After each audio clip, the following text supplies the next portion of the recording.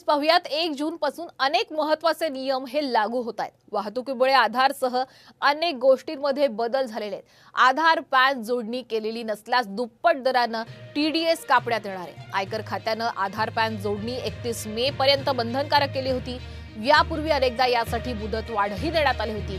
यंदा मात्र मुदतवाढ दिली जाणार नाही। आरटीओच्या नियमात सुद्धा अनेक बदल करण्यात आलेले आहेत। वेगाने वाहन चालवल्यास 1000 रुपयांपर्यंत अधिक दंड होणार आहे। अल्पवयीन मुलगा जर वाहन चालवताना सापडल्यास त्याच्या पालकाला सुद्धा दंड होणार आहे। याशिवाय अल्पवयीन व्यक्तीला 25,000 रुपयांपर्यंत दंड तर 25 वर्षांपर्यंत कारावासाची शिक्षाही होऊ शकते।